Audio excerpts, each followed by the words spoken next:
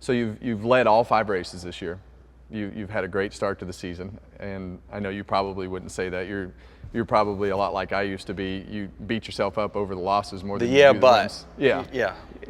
But you've led all 5 races. The Toyotas have looked pretty strong pretty much everywhere we've been, especially the last 2 weeks.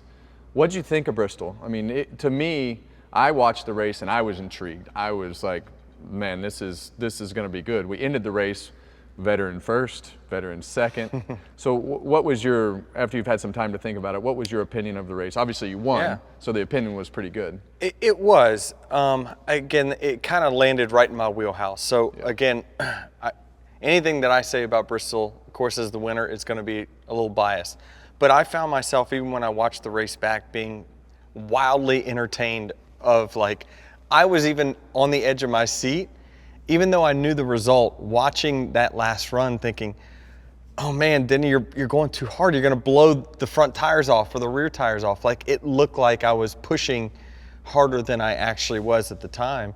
And it just was intriguing because at any time, anyone could go up and lead the race if they wanted to. But that was a strategic move on their part. If they wanted to do that, they were going to have to reap what they sowed later on. And so it's been a long time, maybe never in the Cup Series have I been a part of a race where the driver played that huge of a role in the result of your run and then how you ended up planning the race. So it was one of the more proud victories I've had, just because I know how big of a role I had in it. So when you look at that last run, you had a green flag pit stop in the middle of it, but take me back to the beginning of that race. When did you know that you were going to have to go into conservation mode and said, okay, everything that we planned for is not what's happening today. I need to go back to my late model days and we're going to have to race like this. Was that you or Chris that said, hey, we probably need to do something different? End of stage 1. At the end of stage 1, I was leading with 6 laps to go, and I had no indication that anything was wrong. And then all of a sudden I went through one corner, and I think you said it great on TV, my car turned off. And I just all of a sudden couldn't make a lap. And I went from running first to finishing, I think, that stage 15th in a matter of 6 laps. And at that point, drove up in there and hit the fence. I couldn't believe it. And I was just like, what the heck just happened? You know, we ran 40-some laps, I think. And I made a conscious effort because we saw the tire wear after the first 20-lap run, and I started to have cords. So I thought, well, I need to run out of the resin. So I ran the middle of the track the entire time while I was leading, and me and Kyle were the first ones to blow tires because we both were up the racetrack and pushing at the same time. And so from that point on, the end of stage 1, I says, I'm not going to run 100% from here on out, not unless it's a dire last lap situation. So we're going back this week. How much further do you think you could make it? If the teams and everybody go back and readjust. Our team thought we could get 20 to 25 laps if we went back tomorrow. That's just messing with the settings. There's many settings, cambers and all that things that you can adjust knowing how the pace is.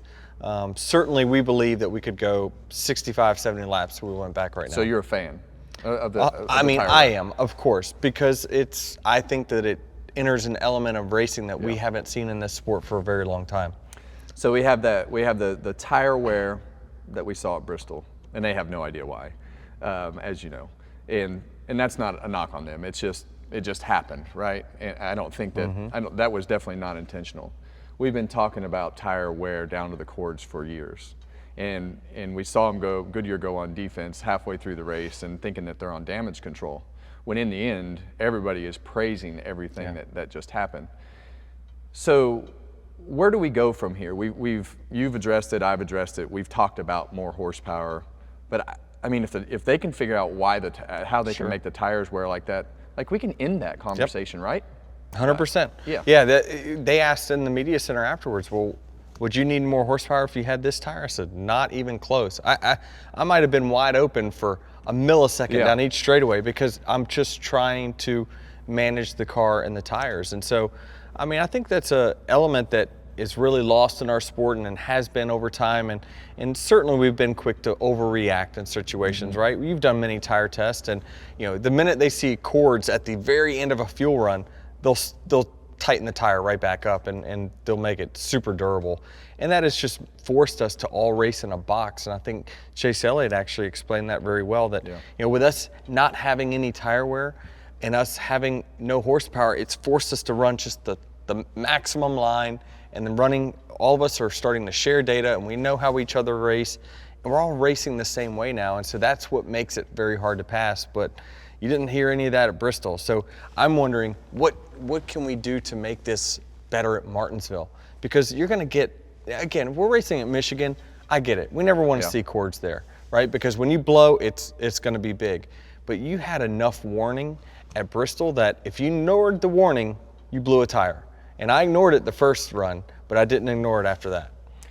So we went through the whole race and we listened to all the comments. You go back a week before and you go to Phoenix and you're battling for the lead, and Chris comes on the radio. He's like, well, no big deal. Settle in, refocus. I heard him come on the radio at Bristol. All right, we need to do this, this, and this. How big of a part, especially last week, was the crew chief and just that information coming from him, relaying it to you? Because I hear this dynamic between the two of you guys, and I haven't really listened to a lot of people until this year, but the dynamic between you guys is so good that I don't even know how to explain it to people, because he'll ask you a question in the middle of an intense situation and he's a little bit jacked up and you're like, okay, sounds good. And there's no emotion out of you. How important is that in a situation like last week, and even a situation like you had the week before, for your confidence at Phoenix to be able to say, all right, we do need to blow that back off, to have that crew chief support you and give you all that information like he has been the last 2 weeks? I don't think there's any secret that Chris has rejuvenated my career. I think he is just a guy that has really pushed me to get better at all types of aspects of my craft. He's also a good supporter of mine. But I think of him like the head coach. I'm the quarterback, he's the head coach. And if he tells me to, this is one thing that he loves saying. He's like, what I love about Denny is that if I tell him to go and run a lap in reverse in practice, he won't ask why. He'll just go do it because he knows I have a reason I need him to do that. And so that is my job, right, is to run whatever play he tells me.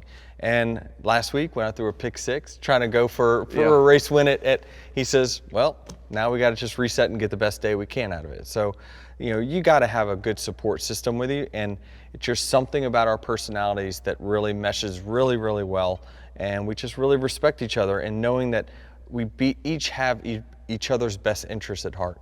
So where did that start? Like, how did you guys wind up with each other?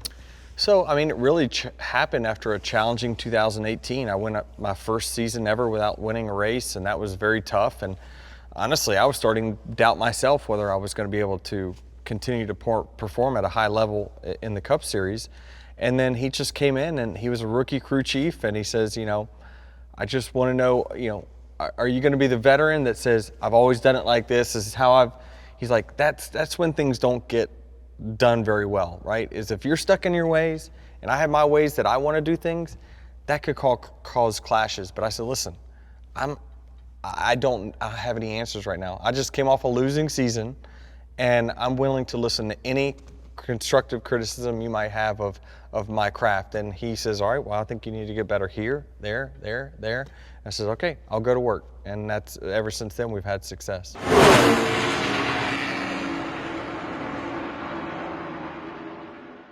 Hey race fans, thanks for watching our video. For all NASCAR on Fox News, content, and the best clips from Fox Sports, be sure to follow and subscribe to our channel.